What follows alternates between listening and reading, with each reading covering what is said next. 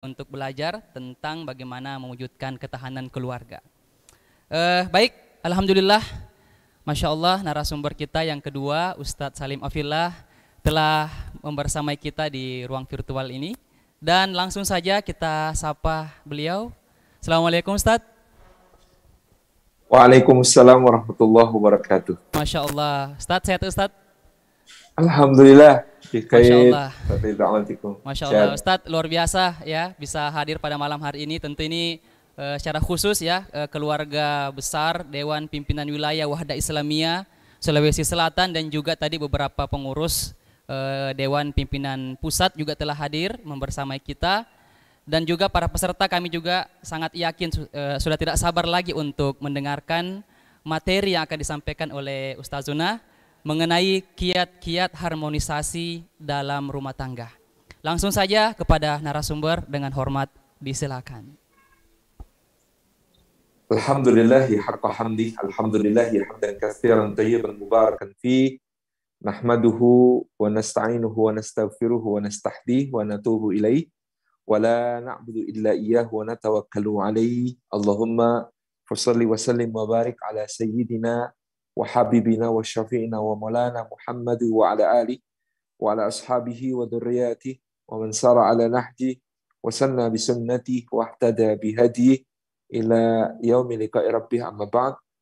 Hadratal afadil, hadratal mukarramin yang kami ta'zimi, segenap Dewan Pimpinan Wilayah Wahdah Islamiyah Sulawesi Selatan, wabil khusus Ketua DPW Wahdah Islamiyah Sulawesi Selatan, Ustadz Masdin Udu LCMHI, guru kita semua, yang kita takdimi narasumber kita, guru kita semuanya, Profesor Dr. Abdul Hamid HP, SCMSI, dan yang kita sangat takdimi guru kita semua, Ustadz Ridwan Hamidi, yang mewakili guru kita semua juga, Ustadz Dr. Zaitun Rasmin, beserta seluruh jajaran pimpinan, pengurus, anggota Wahdah Islamiyah dimanapun berada, juga yang berkesempatan hadir mengikuti webinar kita pada malam hari ini tentang ketahanan keluarga. Barakallahu fikum ajma'in. Puji syukur kita haturkan kehadirat Allah atas limpahan karunia-Nya, kita dihimpun di dalam majelis ilmu, meskipun hanya secara daring, secara online. Insya Allah tidak mengurangi semua keutamaan bermajelis ilmu yang bisa kita raih dari sisi Allah Subhanahu wa Ta'ala. Semoga setiap langkah kita hari ini menjadi pemudah jalan kita semua menuju ke surga, dan semoga duduk kita semua termasuk taman di antara taman-taman surga tempat Allah mencurah-curahkan rahmat-Nya, menaungkan sayap-sayap malaikatnya, menurunkan sakinah ke dalam hati kita, dan menyebut-nyebut nama kita semua dengan bangga pada makhluk-makhluk mulia yang ada di sisinya. Para guru, para asatidz, para ustadzat, seluruh hadirin dan hadirat yang dimuliakan oleh Allah Subhanahu wa Ta'ala, keluarga adalah salah satu pilar agung peradaban Islam, di mana dengan institusi keluarga itu berbagai nilai-nilai, aturan-aturan, dan syariat Allah Subhanahu wa Ta'ala ditegakkan secara berdaulat, secara berjamaah. Ini menunjukkan pentingnya keluarga sebagai satu lembaga yang kita semua yakin menjadi tempat terbaik bagi kita untuk mempersiapkan generasi penerus anak-anak kita sebagai orang-orang yang akan memikul tugas peradaban Islam di masa yang akan datang. Inilah dinul Islam yang meletakkan syariat pernikahan sebagai sesuatu yang sangat tinggi nilainya, sesuatu yang sangat agung, dan disebut oleh Allah Subhanahu wa Ta'ala sebagai mitsaqan ghalidha, perjanjian yang berat, yang diksi ini hanya muncul 3 kali dalam Al-Quranul Karim untuk menyebut perjanjian antara Allah Subhanahu wa Ta'ala dengan para Rasul Ulul Azmi, perjanjian antara Allah Subhanahu wa Ta'ala dengan Bani Israel, sampai dia angkat gunung Tursina di atas kepala mereka, dan perjanjian yang disebut sebagai aqdun nikah, ada ijab dari seorang wali dan qabul dari seorang mempelai laki-laki atas pengalihan tanggung jawab qawam, kepemimpinan, ya, bimbingan dan pengayoman, juga satu cukupan kebutuhan, melimpahan yang kemudian ada untuk membangun sebuah rumah tangga yang Islam. Sebuah rumah tangga yang di dalamnya terdapat keberkahan. Sebagaimana pengantin didoakan dengan doa barakah. Sesuai dengan riwayat yang sampai kepada kita dari Sayyidina Uqail bin Abi Talib radhiyallahu anhu. Doa barakallahu lakuma wa baraka alaikuma wa jama'a bainakuma fi khair. Semoga Allah memberikan berkah kepada mempelai berdua dalam perkara-perkara yang berupa nikmat, dalam perkara-perkara yang lapang, yang berlimpah, yang meraih sesuatu, yang mendapatkan kelapangan, ya, kenikmatan, kebahagiaan, kesenangan, sukacita. Yang demikian harus didoakan berkah, karena tanpanya maka menjadi kelalaian yang berbahaya. Tetapi dengan berkah, maka kebaikan-kebaikan itu menjadi paripurna dunia akhirat. Wa baraka alaikuma, dan semoga Allah memberikan berkah atas kalian, ya, ini dalam perkara-perkara yang berat, yang berupa musibah, yang berupa ujian, cobaan, kesempitan, kekurangan, kehilangan, duka cita, kesedihan, yang tanpa ada berkah, dia bisa menjadi pintu-pintu kemaksiatan. Dia bisa menjadi pintu-pintu menabrak larangan Allah Subhanahu wa Ta'ala. Tetapi dengan keberkahan, dia menjadi pengokoh dari tali yang mengikat di antara kedua pasangan maupun seluruh keluarga. Dia menjadi pengokoh hubungan kedua mempelai beserta juga anak keturunannya dengan Allah Subhanahu wa Ta'ala. Makin mesra, makin akrab, makin dekat dengan Rabb Jalla Jalaluh. Wa jama'a bainakuma fi khair, dan semoga Allah menghimpun keduanya di dalam kebaikan, dihimpun dalam al-khair di kehidupan dunia, yakni at-ta'ah, ketaatan kepada Allah, amal saleh, ya, nilai ibadah yang senantiasa ditegakkan, niat ibadah yang senantiasa diprasestikan di dalam hati, yang akhirnya menjadi al-khair, kebaikan di akhirat berupa ridha dan surganya Allah Subhanahu wa Ta'ala. Karena pernikahan kita, relationship goal kita adalah udkhul jannah antum wa azwajukum tuhbarun. Masuklah ke dalam surga, kamu dan istrimu digembirakan, dibahagiakan oleh Allah. Karena family goals kita adalah jannatu adni yadkhulunaha, surga yang dimasuki oleh mereka ma'aman salah min abaihim, bersama orang-orang yang berbuat kebaikan, yang saleh dari bapak-bapak mereka dan istri-istri mereka dan anak keturunan mereka. Ini family goals kita. Big family goals-nya adalah ladina aman wa taba'athum dzurriyyatuhum biiman alhaqna bihim dzurriyyatahum. Orang-orang yang beriman, anak cucu mereka mengikuti di dalam keimanan, maka kami himpunkan, kami pertemukan, kami sambungkan mereka beserta seluruh garis keturunannya. Kata dzurriyah itu bukan cuma ke bawah. Kata para ulama dalam surah Yasin, anna hamalna dzurriyyatahum fil fulkil mashhun. Dzurriyah itu juga bermakna nenek moyang, bapak-bapak, garis ke atas, bukan cuma garis ke bawah. Maka kami himpunkan mereka bersama anak cucu mereka yang mengikuti mereka dalam keimanan, itu dihimpunkan di surga yang sama, insyaallah. Maka Bapak Ibu hadirin hadirat yang dimuliakan oleh Allah, betapa besarnya nilai keluarga, lembaga keluarga di hari-hari ini, ketika kemudian peradaban Barat mengajari kita untuk mengarus utamakan jenis kelamin, mengarus utamakan gender dengan nilai-nilai kesetaraan dan lain sebagainya. Sebenarnya kita sebagai seorang mukmin, seorang muslim, punya tugas untuk mengarus utamakan keluarga, family mainstreaming, supaya kemudian keluarga ini menjadi sesuatu lembaga yang suci, yang agung, yang penuh dengan kebaikan, yang penuh dengan keberkahan. Di sana hidup nilai-nilai yang diridhai Allah dan Rasul-Nya untuk generasi penerus kita yang akan memikul tanggung jawab peradaban Islam yang lebih besar di masa yang akan datang. Jadi ini sebuah tema yang luar biasa ketika DPW Wahdah Islamiyah Sulawesi Selatan ya menghadirkan webinar malam hari ini dengan tema ketahanan keluarga. Bagaimana keluarga memiliki nilai-nilai ketahanan, mengokohkannya, ya, kemudian mengeratkan ikatan di dalamnya, memperbaiki hubungan-hubungan yang ada di sana, sehingga keluarga ini optimal menjadi ya, tempat persemaian bibit-bibit kebaikan yang akan berakar, tumbuh, mekar, berbuah bagi peradaban Islam.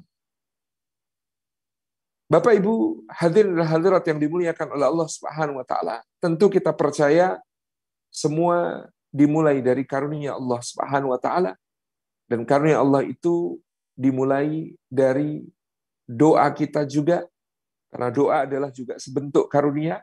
Dan ketika Allah mengilhamkan kita untuk berdoa, sudah sebuah kebaikan di sisi Allah, kemesraan dengannya.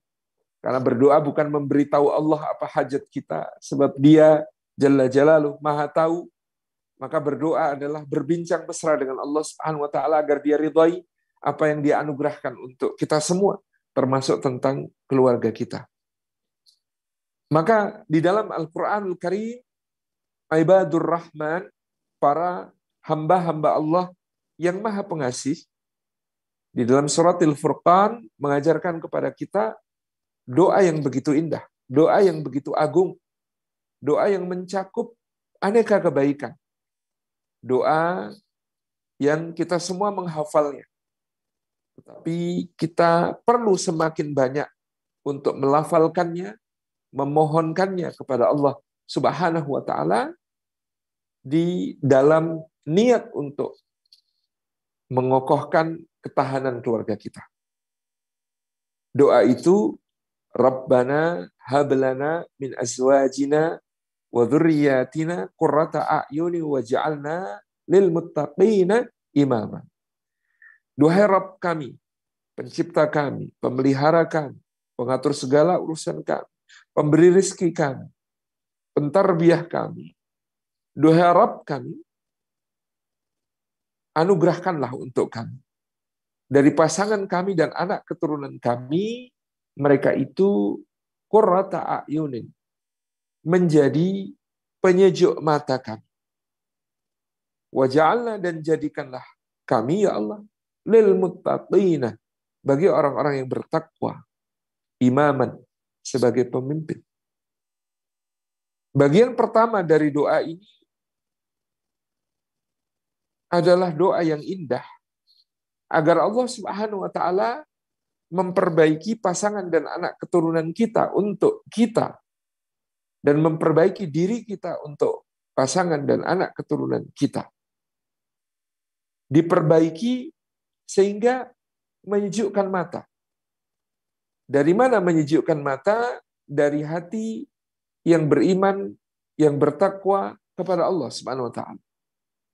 Dari seluruh anggota badannya yang tunduk, yang taat, yang beribadah, yang beramal saleh kepada Allah Subhanahu wa taala. Dari akhlak, perilaku, tingkah, kesemuanya yang penuh dengan adab dan akhlak yang mulia. Itu semua menjadi penyejuk mata. Kenapa bukan penyejuk hati? Guru kami Allahu yarham, Kiai Mu'tabid Khalil mengatakan karena mata adalah jendela hati. Maka hakikatnya sebenarnya dia menyejukkan hati. Tetapi tidak cuma hati yang disejukkan, sampai pula lah dia ke mata. Qurrata a'yun, menjadi penyejuk mata. Kalau Nabi SAW mengisyaratkan bahwa kecintaan beliau terhadap apa yang ada di dunia ini Allah letakkan pada dua perkara, yaitu istri dan wewangian. Wa ju'inat qurratu aini fi sholati, dan beliau mengatakan dijadikan qurrah ainku itu di dalam salat. Kita berkesimpulan qurrah ain, apalagi qurratu ayun, itu lebih tinggi dari sekedar cinta. Ketika kita memohon kepada Allah agar pasangan kita dan anak keturunan kita menjadi penyejuk mata kita, maka dia menjadi sesuatu yang lebih tinggi dari sekedar cinta. Maka dia menjaga, maka dia memperindah, maka dia menjadi jalan kemuliaan bagi kita.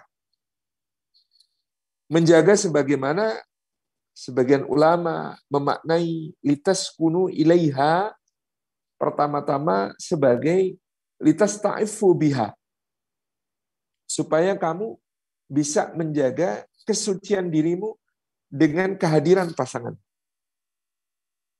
Jadi sakinah itu pertama-tama bukan soal tidak adanya perbedaan pendapat, tidak adanya mungkin beradu kata, membicarakan satu persoalan, tidak adanya suara yang meninggi karena kondisi-kondisi tertentu, atau bahkan pertengkaran. Bukan.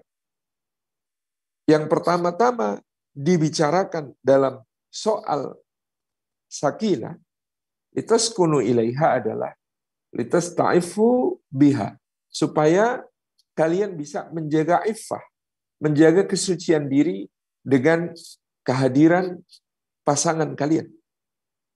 Hadirnya istri bagi suami menjadikan suami terjaga dari perkara yang keji, yang dilarang oleh Allah, yang dinistakan oleh din. Sebaliknya, hadirnya suami bagi istri mencegah istri dari dosa, mencegah istri dari jatuh ke dalam perkara-perkara yang dimurkai oleh Allah Subhanahu wa ta'ala. Maka ilustrasi yang ada di luar negeri tentang hubungan suami istri hanya sebagai status, dua-duanya kompak, tidak pernah bertengkar, tidak pernah berkonflik, kemana-mana bergandeng tangan, selalu senyum-senyum saja dimanapun. Tetapi mereka kemudian memiliki kesepakatan bahwa hubungan pernikahan itu sekedar formalitas. Adapun untuk having fun, untuk bersenang-senang, untuk memuaskan syahwatnya, mereka menyepakati kebebasan. Suaminya boleh dengan siapapun, istrinya boleh dengan siapapun misalnya. Demikian, ini yang tenang, meskipun tenang tidaklah disebut sakinah. Litaskunu ilaiha litastaifu biha. Karena sakinah itu pertama-tama tentang menjaga kesucian diri suami maupun istri dengan hadirnya pasangan karena Allah Subhanahu wa ta'ala. Sehingga Nabi sallallahu alaihi wa alihi wa sahbihi wasallam memberikan kepada kita contoh yang begitu indah. Ketika beliau dalam satu riwayat disebutkan keluar dari rumah ibunda kita Zainab radhiyallahu anha dalam keadaan rambut beliau basah setelah mandi jinabah, dan kemudian bersabda kepada para sahabat radhiyallahu anhum ajma'in, apabila kalian bertemu dengan seorang wanita yang dijadikan syaitan sebagai penggoda baginya, dia tertarik kepada wanita itu, maka hendaklah dia segera pulang menemui istrinya, karena pada istrinya terdapat segala sesuatu sebagaimana yang ada pada wanita itu, hanya saja lebih suci dan berpahala di sisi Allah. Terjaga kesucian, kembali kepada pasangan yang halal, meskipun godaan itu ada dimanapun, meskipun godaan itu ada di setiap tempat. Mungkin ada yang di pasar, di kantor, di tempat kerja, di kampus, di jalan. Apalagi godaan zaman sekarang bisa hadir sangat dekat, ada di gadget kita, ada di handphone kita, ada di hal-hal yang sangat dekat dengan kita semuanya. Maka di sini ada tanggung jawab satu sama lain untuk saling menjaga betul-betul. hak pasangan dan kemuliaannya, maka Sayyidina Anas ibnu Malik radhiyallahu anhu menceritakan tidak pernah Nabi SAW mengucap salam, mengetuk pintu, meminta izin masuk kepada keluarganya, kepada istri-istrinya, melainkan beliau sudah bersiwak dan memakai wewangiannya. Bayangkan seorang suami yang senantiasa pulang berjumpa keluarganya dalam keadaan yang rapi, bersih, wangi, segar. Ini saya kira dalam soal ketahanan keluarga bahkan bukan cuma tentang suami istri, yang itu pun adalah hal yang sangat penting. Ketika Nabi SAW meletakkan hak keluarga hanya di bawah haknya Allah Subhanahu wa taala. Karena beliau juga bersiwak dan memakai wangian tiap sebelum salat, memakai pakaian terbaik. Sementara tadi Anas bin Malik mengatakan, pulang pun beliau juga bersiwak dan memakai wangiannya untuk keluarganya. Saya tahun 2005 pernah melakukan survei persepsi kepada anak-anak pegiat dakwah.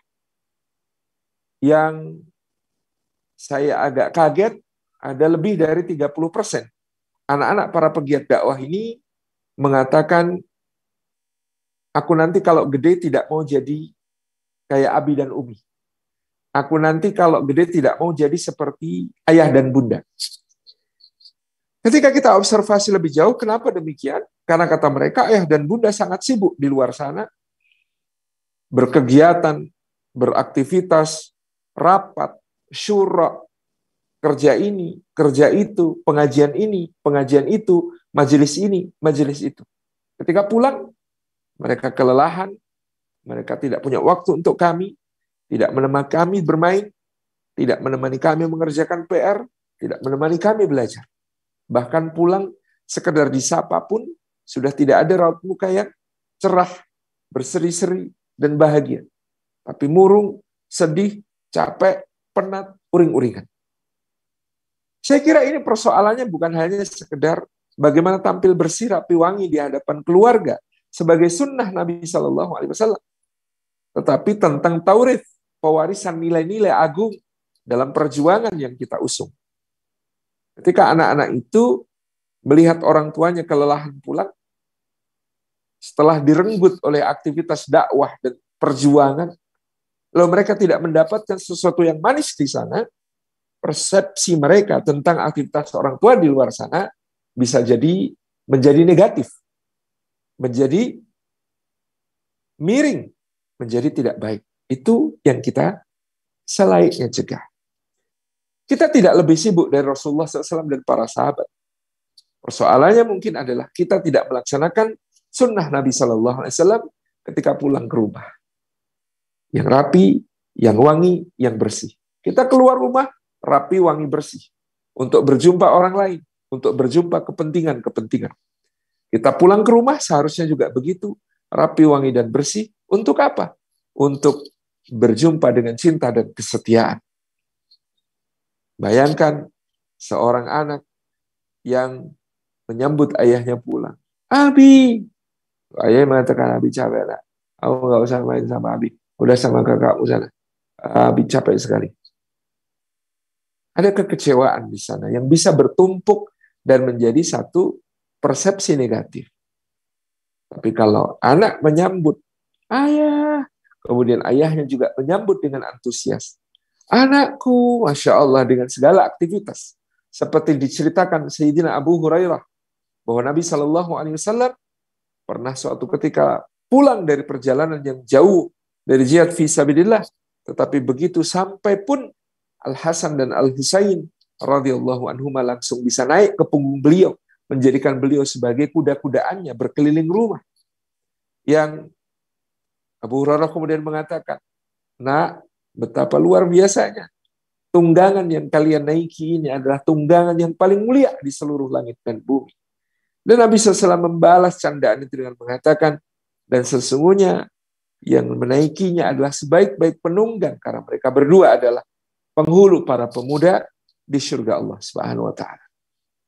Dalam riwayat yang disebutkan bagaimana Nabi SAW memerintahkan para sahabat ketika pulang dari satu perjalanan, tidak langsung masuk kota Makkah di malam hari, tetapi Kemudian mereka berkemah di luar kota. Dan kemah di luar kota ini, Nabi SAW memberikan himbauan kepada para sahabat dekat mata air untuk mandi, bebersih, pangkas yang perlu dipangkas, cukur yang perlu dicukur, pakai pakaian terbaik, pakai uang yang terbaik, untuk nanti berjumpa dengan istri. Senyampang kabar disampaikan ke Madinah, sehingga para istri pun bersiap menyambut suaminya dengan rumah yang bersih, dengan makanan kesukaan suami yang telah dimasak, dengan penampilan istri yang menyenangkan hati bagi suaminya. Bahkan dalam hadis yang sama ada penyebutan khusus, sesuatu yang sangat private. Bagaimana Nabi mengatakan agar para wanita sempat beristihdad, sempat mencukur ya rambut kemaluannya untuk menyambut suami yang pulang dari perjalanan yang jauh. Rabbana hab lana min azwajina wa dzurriyyatina qurrata a'yun. Pemaknaan kita tentang doa memohon Allah Subhanahu wa taala jadikan kita sebagai qurrata a'yun satu sama lain, bahkan ada dalam dimensi yang paling fisik seperti ini, saling menjaga kemuliaan satu sama lain. Saya kadang menyampaikan kepada para istri yang ketika usia bertambah merasa semakin malas untuk berdandan, untuk berhias bagi suaminya. Ketika suami sudah memberi kode, Mi ke salon sana, Mi ke salon muslimah, anak-anak biar aku yang ajak bermain, anak-anak biar aku yang ngomong, begitu. Maka mohon jangan menjawab dengan mengatakan, "Nggak lihat apa? Rumah berantakan, masa belum sempat, cucian numpuk, ya? Kayak gini kok malah disuruh ke salon." Tidak. Ketika suami mengatakan demikian, barangkali ada sesuatu yang sudah kemudian masuk ke dalam hatinya dan perlu segera dibersihkan. Bagaimana kalau pandangan-pandangan tentang yang cantik, yang menggoda, yang indah itu merasuk. Sedangkan ketika dia memalingkan kepada yang halal tidak sedap dipandang, yang halal tidak enak untuk dilihat, ini menjadi persoalan. Saya sering mengatakan, ibu-ibu, kalau ibu-ibu tidak sempat masak, maka rumah makan itu banyak yang buka. Kalau ibu-ibu tidak sempat mencuci, maka sekarang laundry itu murah karena dihitung per kilo. Kalau ibu-ibu tidak sempat untuk membersihkan rumah, maka minta tolong tetangga yang mungkin duafa memerlukan, kemudian kita berikan upah, itu baik. Tetapi untuk soal yang satu itu, suami Anda tidak boleh minta bantuan orang lain. Sangat clear di sini.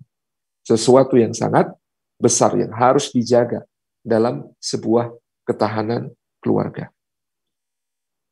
Maka Bapak Ibu yang dirahmati oleh Allah Subhanahu wa taala, inilah Rabbana hab lana min azwajina wa dzurriyyatina qurrata a'yun.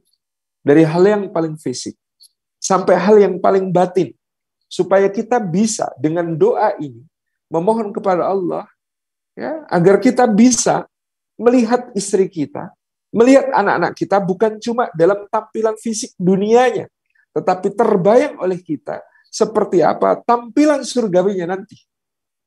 Marilah kita membayangkan dengan keyakinan bahwa wanita salihah yang masuk surga itu insya Allah akan diberi oleh Allah kecantikan 70.000 kali lipat lebih cantik daripada bidadari yang paling cantik.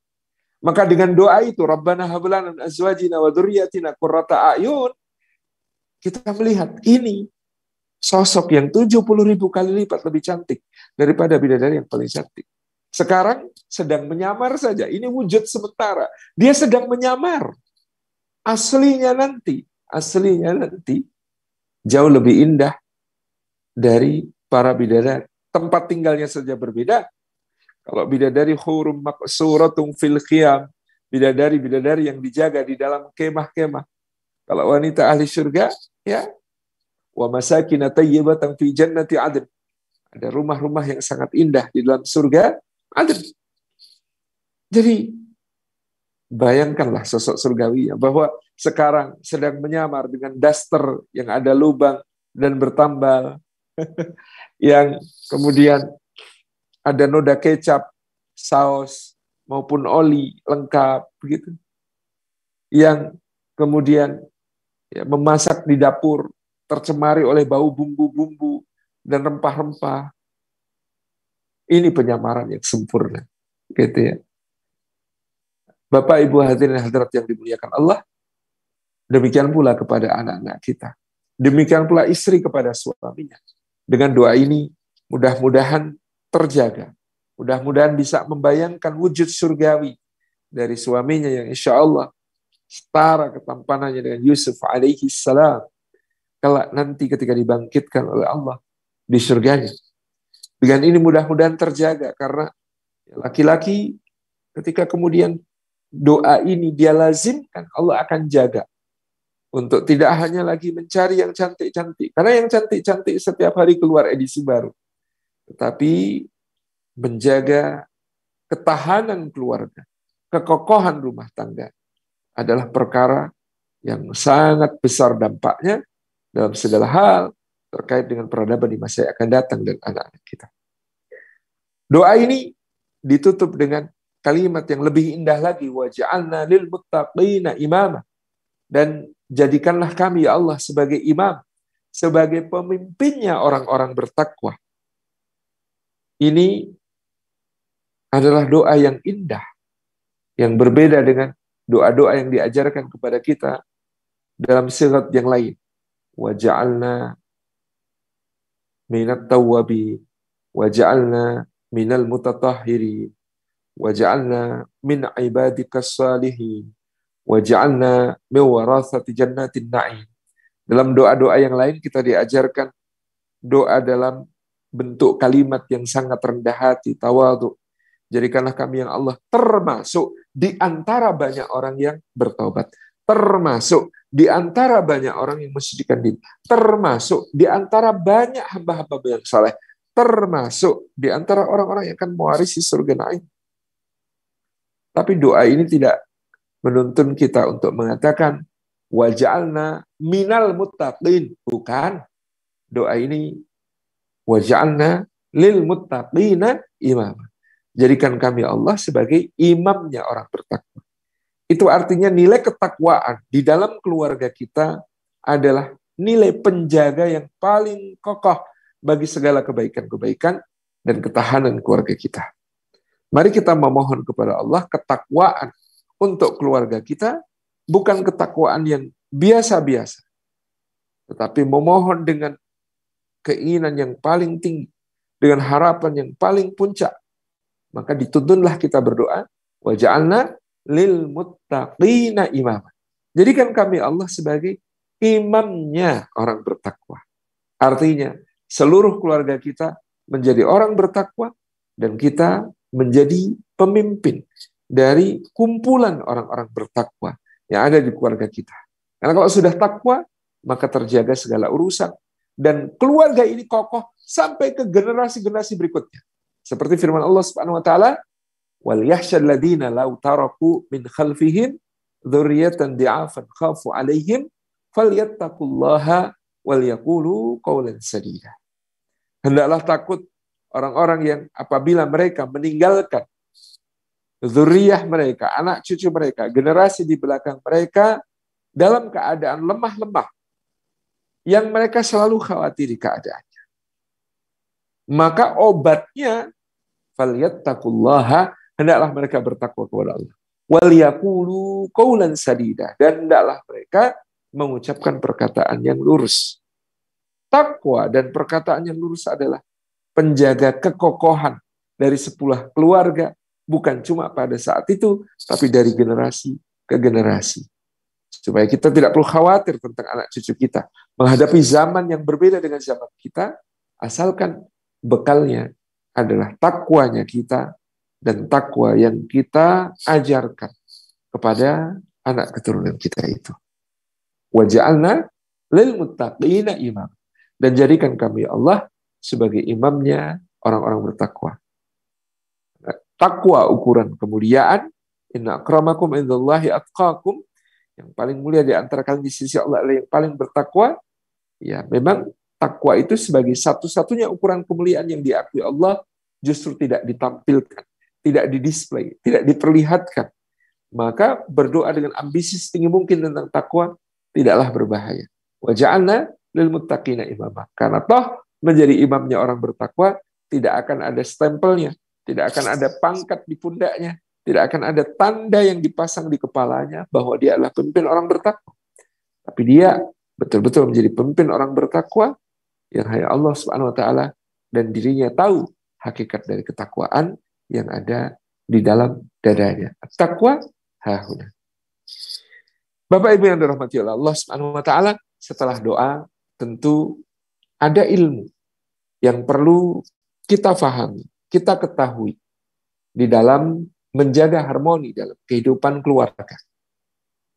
Laki-laki dan perempuan diciptakan oleh Allah berbeda sebagai dua belahan yang disatukan dalam ikatan pernikahan untuk saling menyempurnakan.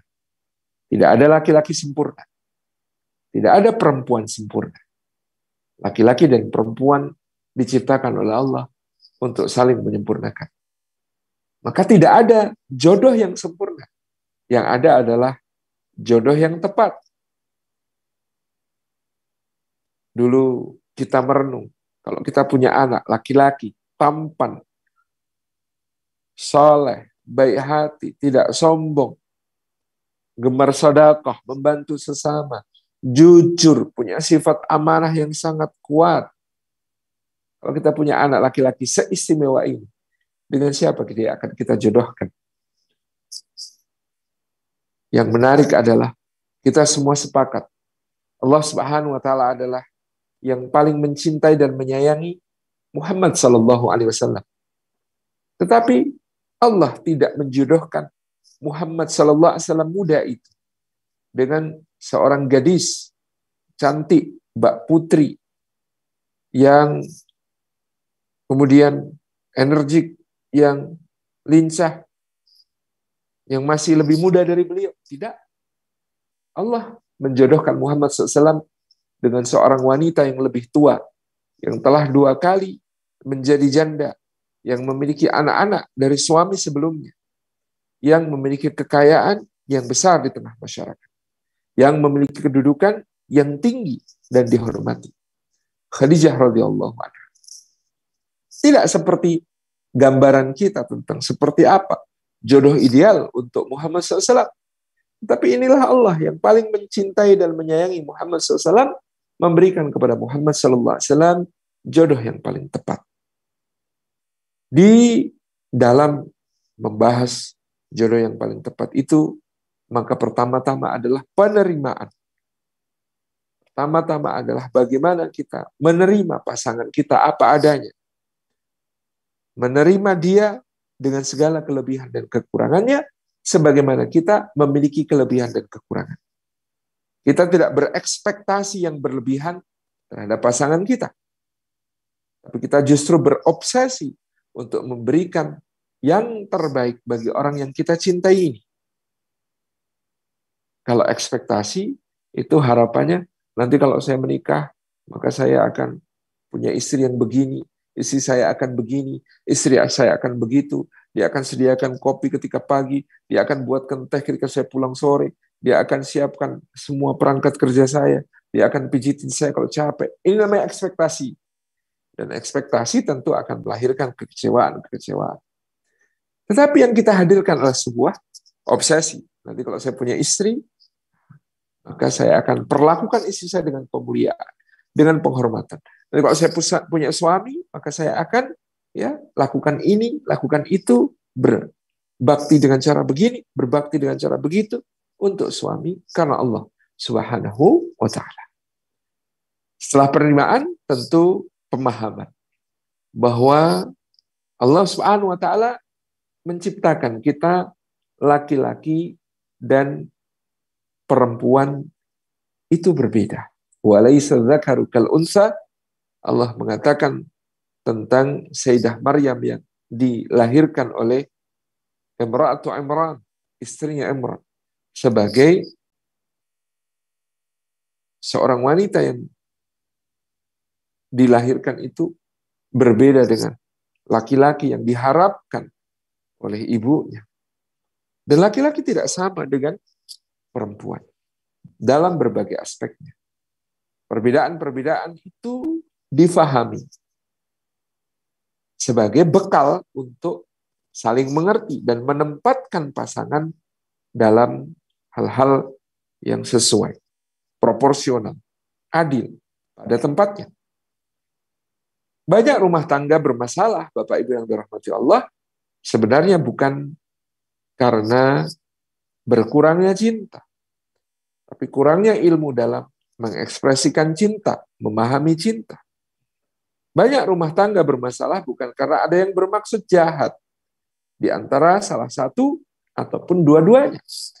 Tapi rumah tangga itu bermasalah karena semua bermaksud baik, tetapi tidak memiliki ilmu untuk mengekspresikan niat baiknya itu. Kita didoktrin, cintailah orang lain sebagaimana engkau ingin dicintai. Cintailah orang lain sebagaimana engkau ingin dicintai ini berlaku untuk hubungan ukhuwah persaudaraan di antara misalnya sesama laki-laki, sesama perempuan. Karena cara mencintai laki-laki, ya kita paham. Aku ingin dicintai dengan cara begini, sahabatku, saudaraku, yang laki-laki ini juga suka dicintai dengan cara begini. Tapi bagaimana dengan perempuan? Banyak kasus suami merasa sangat mencintai istrinya. Istrinya curhat kepada mama, curhat kepada ustadzah, curhat kepada orang lain. Saya merasa diabaikan, saya merasa tidak dianggap sama sekali. Suami yang sangat mencintai istrinya bisa merasa demikian. Demikian pula seorang istri yang merasa sangat mencintai suaminya bisa kemudian suatu saat mengeluh.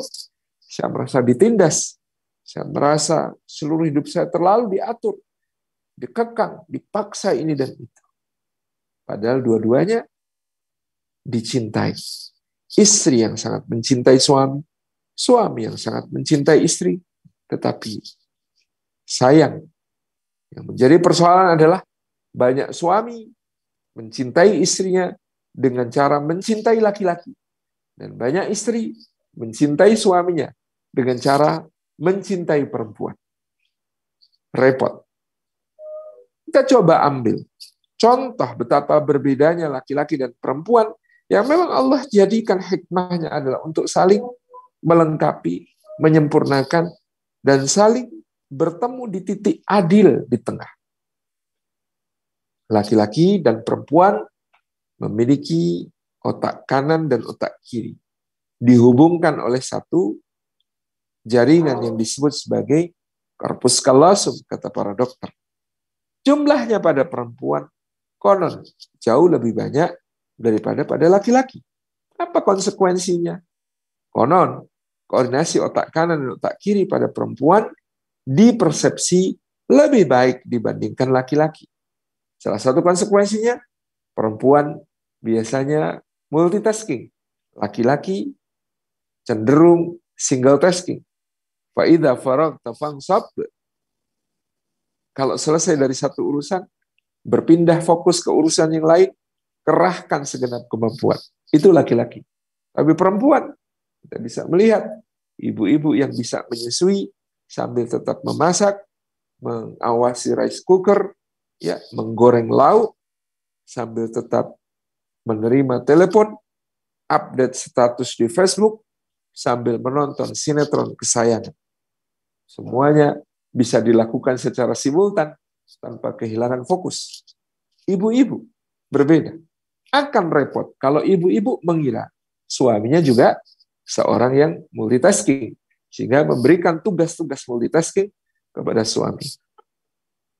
Kalau di Jawa misalnya, Mas, tolong ya ruang depan dibersihkan, sofa-sofa dan kursi geser ke pinggir, tengah tolong gelarin karpet. Astagfirullah, karpet kita tuh kemarin ketumpahan susu. Nggak usah Mas, kalau gitu karpetnya gulung aja ganti tikar. Tapi kita nggak punya tikar, pinjem tikar ke Pak RT ya. Kamu tahu kan Pak RT yang baru, itu rumahnya yang di ujung gang yang catnya biru. Habis itu di sana, Mas, 2 rumah dari rumah Pak RT itu ada rumahnya Bu Joko. Aku tadi pesan lemper, kalau mungkin di sana pesan barongko. Ya, 50 buah, tolong diambil, jangan sampai salah hitung. Karena itu Ibu Joko suka ngelebihin. Cuma 50 aja, jangan lebih ya. Nanti aku nggak enak sama dia. Terus di 5 rumah dari rumah Bu Joko itu, di seberang jalan ada rumahnya Bu Wati yang catnya pink. Nah, di situ aku pesan kue lapis. Ambil juga kue lapis di situ, 50 juga. Kalau ini juga perlu dihitung. Karena Bu Wati suka salah hitung, kurang 48, 47. Padahal aku maunya 50. Ini sekalian galon-galon tolong diisi ya Mas ya. Ditukarkan ke minimarket terdekat. Terus aku kan mau bikin teh sama mau bikin sarakba biar hangat-hangat gitu, jahe. Jadi kita perlu jumbo itu. Nah, yang di rumah sudah nggak bisa tahan panas, kamu pinjam punya ibu ya. Sekalian nanti mampir tempat rumah ibu, tapi jangan ambil yang pink, ambil yang biru. Yang pink punya ibu juga sudah rusak. Suaminya, bentar deh, aku catat dulu, banyak sekali itu tugas tadi. Tidak usah dicatat, berangkat saja gitu ya. Akhirnya berangkat satu-satu, satu tugas pulang lagi, satu tugas pulang lagi. Kenapa nggak sekalian? Bingung aku katanya. Jadi berbeda. Karena perbedaan itu pula Bapak Ibu yang dirahmati Allah, cara berpikirnya juga berbeda. Laki-laki berpikir seperti obat nyamuk berputar ke dalam. Perempuan berpikir seperti obat nyamuk berputar keluar. Maksudnya supaya bertemu di tengah sehingga adil dan proporsional. Tapi sering karena ke dalamnya terlalu dalam, keluarnya terlalu luar, maka tidak bertemu. Kalau rapat, laki-laki itu pasti kalimatnya, tolong ya jangan melebar kemana-mana. Kita fokus dulu pada satu isu ini, jangan kemudian dirumit-rumitkan dengan berbagai masalah yang lain. Fokus dulu, sederhanakan masalahnya, supaya kita bisa segera rumuskan solusi. Itu rapatnya laki-laki. Kalau perempuannya ikut rapat, dia akan bilang, jangan suka mesederhanakan masalah, Mas. Ini semuanya penting. Dengarkan dulu ceritaku, karena semua ada hubungannya. Berbeda laki-laki dan perempuan. Sebenarnya supaya ketemu di tengah, tapi sering tidak bertemu. Jadi, bagaimana memahami perbedaan ini? Ketika menghadapi tekanan-tekanan dalam hidup, cara laki-laki dan perempuan mengatasi juga berbeda. Di dunia laki-laki, ketika ada masalah yang berat yang harus dihadapi, dia jadi irit bicara. Dia jadi banyak diam. Dia menyendiri, berkontemplasi, dan merumuskan solusi. Sementara di dunia perempuan, ketika dia ada masalah, ketika dia ada persoalan, maka dia maunya sharing, berbagi, bercerita, sampai saling mengerti, saling memahami, dan dia merasa yakin suaminya memahami masalah itu sama dengan pemahamannya. Itu yang diinginkan perempuan. Sehingga kalau laki-laki fokus solusi, perempuan fokus proses. Di dalam soal itu, kita memahami hebatnya Sayyidah Khadijah radhiyallahu anha. Ketika Rasulullah SAW pulang dari Gua Hira ketika mendapat wahyu pertama, jatuh, bangun, tersaruk-saruk, tersandung, berulang kali, jatuh lagi, bangun lagi, pulang ke rumah, menggigil, pucat pasi, gemetaran di depan pintu, mengetuk-ketuk. Kemudian mengatakan, Zammiluni, Zammiluni, selimuti aku, selimuti aku. Apa yang dilakukan Bunda Khadijah? Dia tidak kemudian bertanya, ya Allah Mas, ada masalah apa ini kok sampai kayak begini? Ya Allah, sini cerita dulu. Di dunia wanita ada masalah berarti bercerita. Sama dulu dengan kita di kampus kan. Di tangga kampus ada 2 orang akhwat, misalnya gitu ya, duduk, yang saling menggenggam tangan, yang satu meletakkan kepala di pundak yang lain, nangis-nangis, yang satu menghibur. Begitulah cara wanita, satu sama lain mendukung. Kan kita tidak bisa membayangkan kalau itu adalah 2 laki-laki. Berbeda sekali. Laki-laki yang punya masalah bukan begitu caranya saling support. Cara saling supportnya laki-laki adalah, saya punya teman, dia punya masalah, saya tahu dia punya masalah, saya akan memberikan ruang untuk dia menyelesaikan masalahnya, bukan ikut campur, apalagi tidak diminta. Saya akan katakan, ayo bro, aku percaya kamu bisa atasi. Oke. Itu yang dilakukan laki-laki. Di dunia perempuan, tadi, ada satu, ya, bayangkan suami pulang, tasnya dilempar ke sofa, tubuhnya dihempaskan, kepalanya dipegangin. Sepatu dilepas bukan dengan tangan, tapi langsung kaki, begitu. Wah, istri yang baik tahu ini suami saya lagi ada masalah. Maka dia pun bertanya, Bang, ada masalah apa? Dan jawaban semua suami di dunia ini sama, serupa. Enggak kok, Dik, enggak ada masalah apa-apa. Karena bagi suami, bercerita tentang masalah, itu seakan-akan mengatakan, aku lemah, aku perlu bantuan, aku orang yang tidak berguna. Ketika dia mengatakan, aku punya masalah, aku mau cerita. Itu laki-laki kalau mengatakan begitu, seakan-akan mengatakan, aku lemah, aku nggak mampu. Enggak, dia nggak akan mengatakan itu. Enggak kok, Dik, nggak ada apa-apa. Istrinya, di dunia wanita, kalau ada masalah cerita, dia akan berkata, Mas, aku kan kalau ada masalah juga cerita sama kamu. Masa kamu nggak mau cerita sama aku? Kata suaminya, udah Dik, ini masalah kantor kok. Kamu nggak usah ikut pusing mikirin. Biar aku aja yang mikirin. Di dunia lelaki, tidak bercerita, artinya tidak ingin menambahi bebannya. Dia tahu istrinya sudah ngurus rumah, ngurus anak, ngurus PAUD, ngurus ini, ngurus itu. Dia tidak ingin nambahi beban dengan menceritakan masalahnya kepada istri. Di dunia lelaki, tidak bercerita, artinya tidak ingin nambahi beban yang lain. Di dunia wanita, tidak mau cerita, artinya tidak percaya. Oh, jadi Mas tidak percaya sama aku sampai nggak mau cerita sama aku. Terus selama ini ceritanya sama siapa? Percayanya sama siapa sih? Nikah udah 3 tahun loh, Mas. Sampai di antara kita itu nggak ada saling percaya. Kok nggak pernah mau cerita sama aku tentang masalah? Pertengkaran bisa terjadi. Subhanallah. Karena maksud baik. Istrinya bermaksud baik, pengen meringankan beban suaminya. Suaminya bermaksud baik, tidak ingin membebani istrinya. Perhatikan Bunda Khadijah. Apa yang dilakukan Bunda Khadijah? Ketika Rasulullah SAW mengatakan, Zammiluni, Zammiluni. Apakah kemudian mengatakan, ya Allah Mas, ada masalah apa? Sini duduk dulu Mas, cerita-cerita. Enggak. Bunda Khadijah mengantar Rasulullah SAW masuk ke kamar, diselimuti, ditutup pintunya. Karena Bunda Khadijah tahu, laki-laki yang ada masalah memerlukan ruang untuk menyendiri, berkontemplasi, merumuskan solusi. Kalau dia sudah tenang, dia sudah tahu roadmap, nanti mau ngapain, dia nanti akan cerita, Dek kemarin ada masalah loh Dek di kantor. Ya Allah Mas, terus gimana? Tenang Dek, sudah Mas atasi. Itu cara berceritanya laki-laki. Beda dengan cara bercerita, ya Allah Mas, hari ini aku capek. Rumah berantakan, anak-anak rewel pada sakit, tetangga resek semua hari ini. Cucian numpuk, piring kotor, gelas semuanya kotor. Tamu berdatangan nggak habis-habis. Aku capek, Mas, capek. Istri bercerita. Suami yang sayang sama istri, tapi nggak tahu ilmunya cinta. Kadang-kadang pegang HP masih tetap, ngelirik sebentar, kemudian mengatakan, sabar ya sayang, insya Allah bulan depan kita cari pembantu. Di dunia lelaki, kalau istri sulit mengurus rumah, berat dengan tugas-tugasnya, solusinya adalah cari pembantu. Dunia lelaki. Di dunia wanita, sedang curhat seperti itu, dipotong dengan solusi, tidak didengarkan, tapi cuma dikasih solusi, sabar ya bulan depan kita cari pembantu. Yang ada di perasaannya adalah, jadi selama ini semua perjuangan dan pengorbananku, kau anggap tidak lebih dari kerjaan-kerjaan pembantu. Padahal itu semuanya pengorbananku. Aku tinggalkan, ya biasanya aku itu majelis taklim seminggu 3 kali. Jadi cuma sekali. Aku tinggalkan, ya belajar. Aku tinggalkan cita-citaku untuk ambil S2 dan lain sebagainya, ngurus rumah. Dan kau anggap itu tidak lebih dari kerjaan pembantu. Marah lagi, urusan lagi. Karena apa? Karena tidak saling memahami tadi. Pada lelaki, kalau mendengar istrinya mencurahkan isi hati, fokus kemudian dia, singkirkan gadgetnya, duduk, tatap matanya. Kalau perlu seperti Rasulullah SAW dan Jibril alaihissalam, sentuhkan lutut ke lutut, pegang di pahanya, gitu ya. Ngobrol hati ke hati, indah sekali.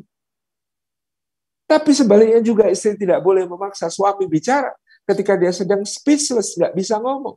Ibrahim alaihissalam diteriakin sama Sayyidah Hajar, hai Ibrahim, kenapa kau tinggalkan kami? Laki-laki padahal kalau lagi ada masalah susah ngomong. Hai Ibrahim, kenapa kau tinggalkan kami? Pertanyaannya esai pula. Mengapa kau tinggalkan kami adalah pertanyaan esai. Panjang itu jawabannya. Mengapa kau tinggalkan kami? 3 kali pertanyaan itu diulang, tidak dijawab oleh Ibrahim alaihissalam. Dia cuma menunduk, berdoa, berserah kepada Allah. Inilah cerdasnya Sayyidah Hajar. Kalau pertanyaan esai terlalu berat bagi seorang lelaki, maka ubahlah pertanyaannya menjadi pertanyaan pilihan ganda sederhana. Sehingga Sayyidah Hajar bertanya, apakah ini perintah Allah? Simpel pertanyaannya. Yang tadi, mengapa kau tinggalkan kami? Itu penjelasannya rumit. Mengapa kau tinggalkan kami, hai Ibrahim? 3 kali bertanya, tidak dijawab. Tapi begitu pertanyaannya diubah menjadi pilihan ganda sederhana, yaitu, apakah ini perintah Allah? Berbaliklah Sayyidina Ibrahim alaihissalam, dia genggam tangan istrinya, dia tatap matanya, iya, ini perintah Allah. Kalau ini perintah Allah, sekali-kali Allah tidak akan pernah menyanyiakan kami. Tapi tadi, laki-laki kesulitan menyusun ceritanya ketika pertanyaannya esai. Tapi begitu pertanyaannya, pilihan ganda sederhana, menjadi lebih mudah baginya. Perhatikan, ini ilmu komunikasi yang luar biasa. Inilah laki-laki dan perempuan berbeda. Berbeda lagi dalam cara berbicara. Laki-laki kalimatnya langsung. Perempuan karena lebih cerdas tadi secara linguistik, biasanya kalimatnya tidak langsung. Jadi, Bang, aku masih masak ini, anak-anak belum dijemput. Apa maksudnya? Tolong jemput anak-anak.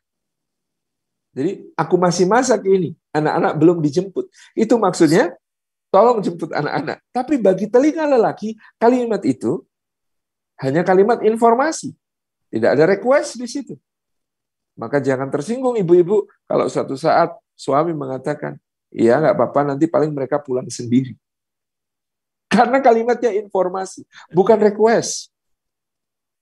Ada yang protes ibu-ibu, Ustaz saya sudah request, tetap saja tidak jalan. Maksudnya bagaimana? Bang, tolong bersihkan ruang depan, ya mau ada majelis taklim nanti sore ibu-ibu. Ya, ianya sambil baca koran. 30 menit kemudian masih tetap baca koran. Tidak bergerak sama sekali. Oh, ada caranya ibu untuk kemudian menaklukkan para lelaki. Tadi, kayak Jibril alaihissalam. Dekati, sentuhkan, ya, apa namanya, lutut ke lutut, letakkan tangan di pahanya, tatap matanya, kemudian katakan, Mas, tolong bersihkan ruang depan. Mau ada majelis taklim. Ya, kalau dia bilang ya, jangan tergesa pergi. Tetap di situ, tatap matanya, senyum padanya. Sampai akhirnya kemudian dia akan melemparkan korannya sambil berkata, iya, ya. Gitu. Baru jalan. Gitu. Itulah seni, itulah komunikasi. Laki-laki dan perempuan diciptakan Allah berbeda. Berbeda pula dalam menjaga hubungan. Ada kalimat yang menarik. Laki-laki itu menghitung, perempuan itu membulatkan. Kenapa laki-laki menghitung? Karena dia begini. Aku kalau sudah nemeni kamu sama anak-anak, ngurusin urusan keluarga A, B, C, D, E, sekian waktu, maka seharusnya aku punya hak dong, waktu untuk diriku sendiri, waktu untuk menikmati hobiku, atau ketemu teman-temanku, sekian. Itu laki-laki berhitung. Perempuan membulatkan. Kalau kau memang mencintaiku, maka kita harus selalu ada di sini bersama selama-lamanya. Dalam soal kesalahan pun, laki-laki berhitung. Perempuan membulatkan. Dia pernah telat. Telatnya 1,5 jam. Dimarahi. Hari berikutnya dia juga telat. Telatnya 10 menit. Dia juga dimarahi. Laki-laki berhitung. Kalau aku telat 1,5 jam kayak kemarin, marahnya kayak begitu, wajar. Tapi kalau telat 10 menit, kok marahnya sama dengan kemarin, waktu aku telat 1,5 jam, kok tidak adil. Harusnya marahnya adalah berapa itu? 1,5 jam itu 30 ditambah 60. 90. Ini 10. Berarti 1/9-nya seharusnya, kata laki-laki. Marahnya harusnya 1/9. 1/9 dari kemarin. Kenapa ini marahnya tetap sama? Karena wanita membulatkan. Telat adalah telat.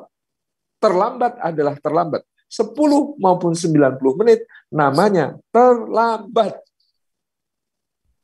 Maka ada pasangan konsultasi. Ustaz, saya sudah berusaha berubah, ngurangin kejelekan saya, tapi usaha saya tidak dihargai oleh istri saya.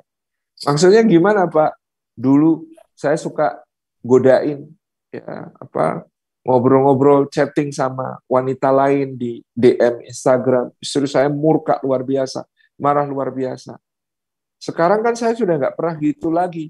paling cuma nge-like postingan. Kenapa marahnya tetap sama?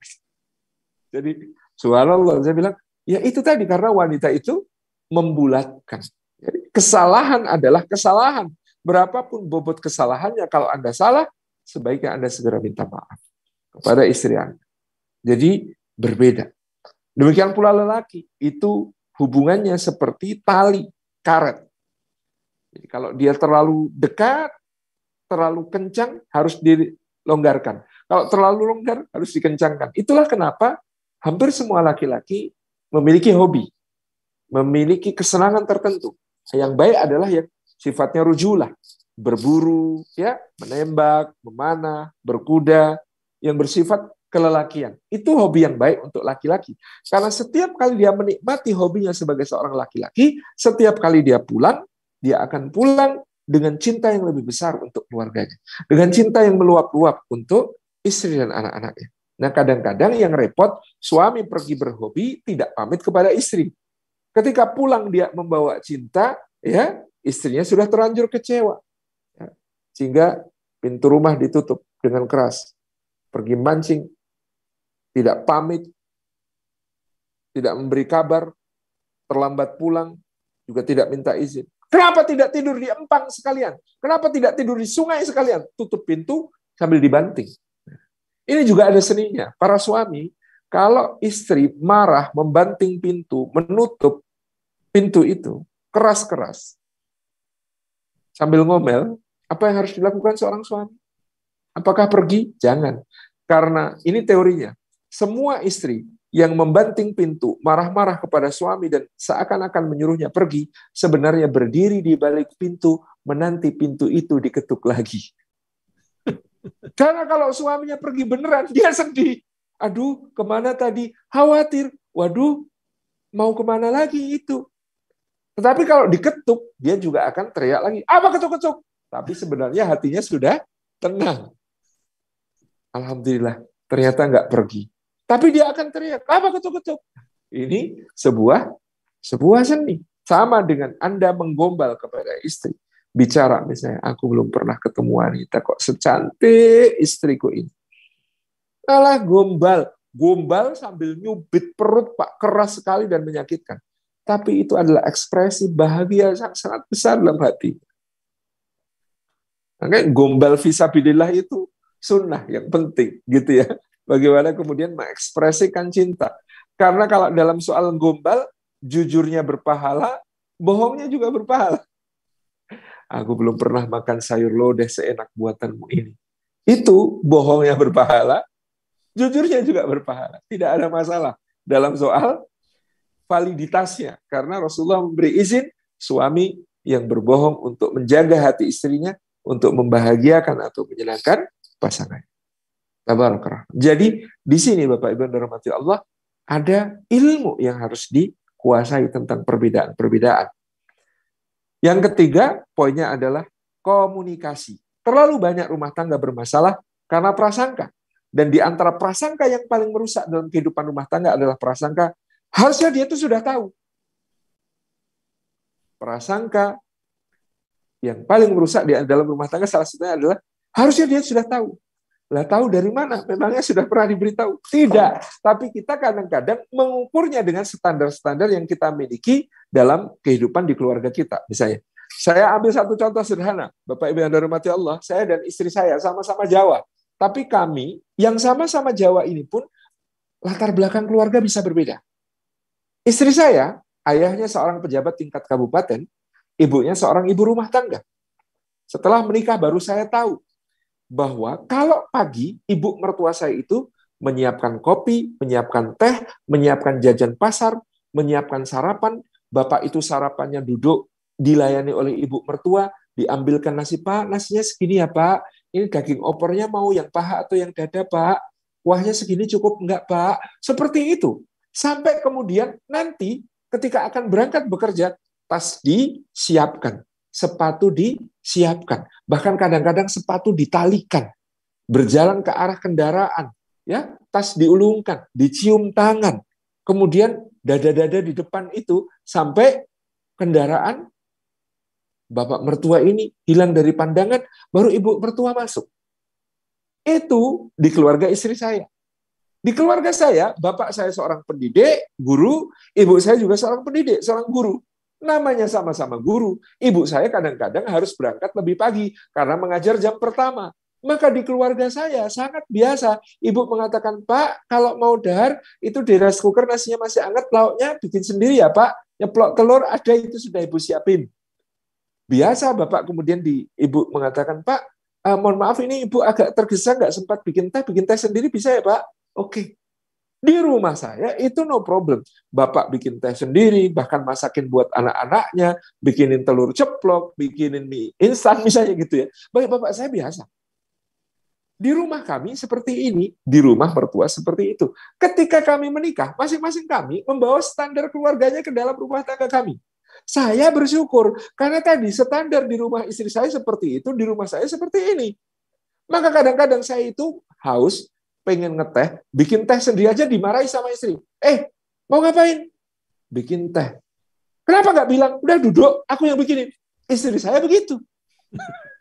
Tapi coba bayangkan, kalau saya berasal dari keluarga seperti istri saya berasal dari keluarga seperti keluarga saya. Masuklah ke dalam kehidupan rumah tangga. Bertemu dengan standar masing-masing. Suaminya stres. Harusnya itu dia tahu, kalau pagi aku tuh bikinin kopi. Harusnya dia tahu, aku pulang itu disambut di depan pintu, dibawakan handuk basah buat cuci muka atau apa begitu. Harusnya dia tahu.